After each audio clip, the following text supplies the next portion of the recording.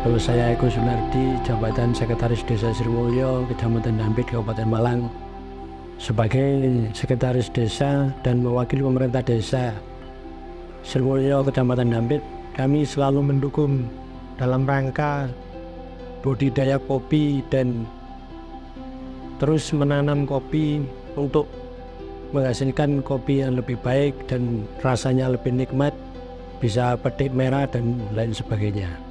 Tantangannya yang pertama, di kala musim kemarau ini banyak kopi-kopi di daerah Srimulyo ini yang mengering, kurangnya titik air hujan.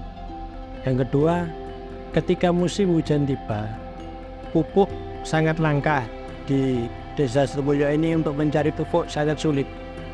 Yang keempat, kita sedang bersaing dengan komoditi tebu, karena komoditi tebu sekarang harganya lagi naik, maka banyak warga yang ingin beralih ke tebu. Dengan demikian kita berusaha mendorong masyarakat agar terus melestarikan kopi yang merupakan warisan budaya leluhur ini, supaya kopi ini agar dijaga dan tetap berada di Kecamatan Dampit, Desa Srimulyo khususnya.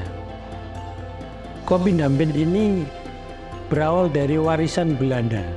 Daerah Srimulyo, Sukodono, Batureto ini adalah daerah peninggalan Belanda yang berbasis kopi, di mana kopi-kopi yang dihasilkan ini dulu ketika ada orang India pernah ke sini, membuktikan bahwa kopi yang di daerah Srimulyo, Sukodono, dan Batureto inilah yang diekspor ke sana. Bahkan ketika ada di Belanda, ketika ngomong Dampit itu sebelah mananya Indonesia gitu. Bahkan Dampit ini kan bagian dari negara Indonesia. Ini adalah Belanda telah memberi nama di luar negeri itu kopi ini kopi Dampit, bukan kopi Indonesia gitu. Harapan saya pengembangan kopi Dampit di masa depan ini terus meningkat. Dibuktikan kemarin dengan pengiriman bibit kopi Robusta 308 ada 40.000 bibit. Semoga musim tanam nanti dapat menggantikan kopi-kopi yang telah menguning akibat musim kemarau ini. Semoga kopi Dampit ini terus berjaya di internasional dan menjadi satu-satunya komoditi kopi yang terbaik di Indonesia, yaitu kopi Dampit.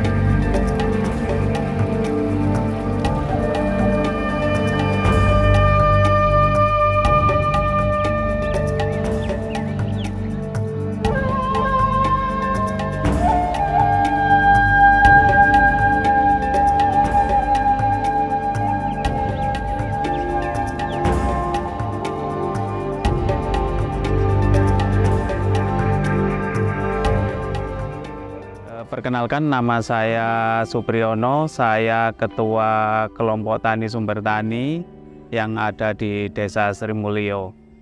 Gini, saya itu dulu berawal dari jarangnya regenerasi muda untuk menjadi petani. Jadi saya mulai dari belum berkeluarga sudah mengikuti kelompok tani, dan kebetulan memang saya ini anaknya petani, jadi kita meneruskan orang tua menjadi petani. Tantangannya ya harga tidak stabil, kemudian juga kita belum mempunyai peralatan yang canggih sehingga bisa menghasilkan kopi yang lebih bagus lagi. Kemudian yang menjadi kendala utama itu di petani adalah ketika kita seperti saat ini kelangkaan pupuk. Jadi pupuk bersubsidi itu sangat langka sekali. Jadi itu sangat membebani petani, terutama petani kopi yang ada di Desa Srimulyo ini.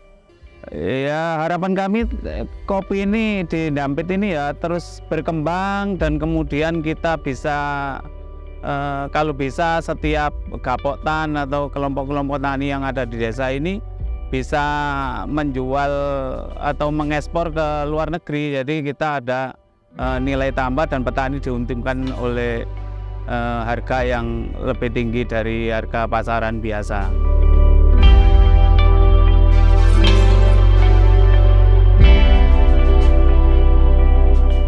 Perkenalkan, nama saya Wijiono. Saya dari Desa Srimulyo, Kecamatan Dampit, Kabupaten Malang. Awal mula saya melakukan usaha di sektor pertanian, khususnya budidaya bibit kopi ini, ya kan. Itu di tahun 2019 saya ikut pelatihan SL. Pelatihan SL itu sekolah lapang tentang budidaya kopi. Dapat pelatihan itu dari PT Asal Jaya, itu bekerja sama dengan IDH Belanda, dan kolaborasikan dengan BPP atau PL. BPP itu penyuluh lapang di sektor pertanian. Di situ saya berkenalan dengan budidaya atau sektor pertanian apapun waktu itu. Disitulah minat saya untuk lanjut di sektor pertanian, yaitu bibit kopi. Di satu sisi saya juga meneruskan usaha orang tua juga sih sebenarnya. Itu mungkin awal mula kenapa saya pengen bibit kopi ini. Untuk kopi Dampit dibandingkan dengan kopi yang lain mungkin ya.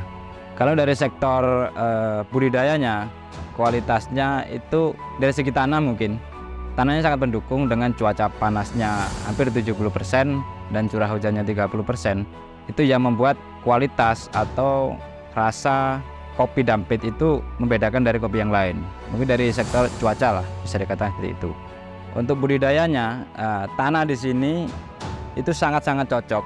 Ya, bisa dilihat di sekeliling sini, mungkin masuk dari Desa Srimulyo itu banyak tanaman kopi. Jadi mendukung dari segi tanahnya mungkin. Kalau dari usaha budidaya untuk bibit ini ya, tantangannya mungkin kita stok air mungkin ya. Kalau cuacanya ekstrim seperti tahun ini, kelebihan curah panas ya dikatakan, kurangnya curah hujan. Ya contohnya seperti ini, jadi banyak yang kering karena terlalu banyak. Itu pun kami sudah menggunakan penaung seperti paranet, itu untuk mengurangi panas sebenarnya. Cuman kalau di budidaya kopi di kebunnya, untuk reproduksinya itu tantangannya sama. Tantangannya itu curah hujan yang lebih, itu menyebabkan kekeringan juga. Itu tantangan utama. Kalau tantangan yang lain mungkin tidak ada. Mungkin satu tantangannya, kalau kita tidak mengetahui cara budidaya kopi, itu tantangan kita. Dari mana kita belajar untuk meningkatkan produktivitas atau kualitas tentang kopi itu dari cara budidaya kita. Untuk meningkatkan kualitas di sektor budidaya, di sektor bibit, untuk meningkatkan kualitas, alhamdulillah di tahun waktu itu saya ke sekolah lapang juga, SL pelatihan kopi, itu direkomendasi untuk bibit batang bawah khusus kopi itu direkomendasi BP 308. Itu sudah bersertifikasi dari Puslit kakao, Puslit kopi dan kakao. Nah, itu di kalau nggak salah Pasuruan atau Jember itu di sana ada pelatihannya juga, dan yang sudah direkomendasi untuk tahan nematoda atau tahan di serangan hama dari perakaran, itu BP 308 yang sedang saya lakukan di yang di sebelah sana tadi. Kalau yang sini kopi kolonial ini Excelsa, biasanya petani kolonial itu sangat biasanya itu lebih fanatik dengan kopi Excelsa ini. Kalau yang dikembangkan sekarang kan untuk kopi yang sana itu mungkin di sektor ini ya, di sektor pembibitan. Untuk di sektor budidaya yang sudah kita lakukan di kebun, untuk meningkatkan kualitas kita harus mengerti cara budidaya, ya kan, cara perawatan olah tanah, pemupukan juga, terus pemangkasan. Itu kalau kopi itu sangat-sangat ekstrim juga untuk perawatan budidayanya itu seperti apa. Jadi mulai hulu ke hilir kita juga harus tahu. Makanya kopi itu harus tepat pada waktunya. Waktunya pemupukan harus tepat, waktunya pemangkasan harus tepat. Di situ akan memunculkan produktivitas yang maksimal juga. Terus kedua, kualitas kopi nanti yang menciptakan rasa. Kalau bisa dikatakan ya, rasa kopi Dampit itu emang tergantung budidayanya gitu. Kalau dari saya gitu. Harapan kami itu janganlah kita itu tergerus. Kadang kan gini, kalau saya berharap banyak ya kita lihat sekarang itu banyak pembudidaya kopi atau kebun-kebun kopi yang tidak terawat itu sebenarnya. Dan apa ya, di sekarang ahli fungsi lahan itu yang banyak. Nah, bagaimana kita meyakinkan bahwa kopi itu juga salah satu unggulan produktivitas atau unggulan di sektor pertanian yang juga menopang perekonomian di lingkungan juga. Terkadang orang mikirnya seperti itu. Mikir sekilas, wah kopi ini hancur, kopi ini udah mati, setengah mati karena kurangnya budidaya. Itu digeser dengan komoditas lain. Ya kan sekarang banyak yang dibongkar jadi komoditas lain lah seperti itu. Di sini untuk meningkatkan hal seperti itu, saya menciptakan bibit ini satu untuk meregenerasi kopi-kopi yang sudah mati. Inilah ketersediaannya yang ada. Biar mereka terus meregenerasi atau yang mati bisa menyulam kan gitu. Mungkin kalau saya dari situ juga. Nah, salah satu kopi, kalau saya punya pesan buat pertanian semuanya ya, untuk kopi sendiri, untuk wilayah yang ditanamin kopi loh, itu kopi ini salah satu penopang penopang, bisa dikatakan penopang juga, atau bisa dikatakan pencegah erosi juga dari perakarannya. Karena khususnya wilayah Dampit ya, kalau bisa dihitung wilayah Dampit itu kan banyak gunung, lereng-lereng kecil kan gitu. Kalau kita tanami komoditas lain yang perakarannya tidak seperti kopi, itu ya bisa dikatakan longsor kan gitu. Kopi ini salah satu penyangga tanah juga. Ayolah kalau petani di sektor pertanian kopi terus budidayakan kopi, kita setidaknya dapat penghasilan dari situ juga menjaga alam kita. Mungkin seperti itu.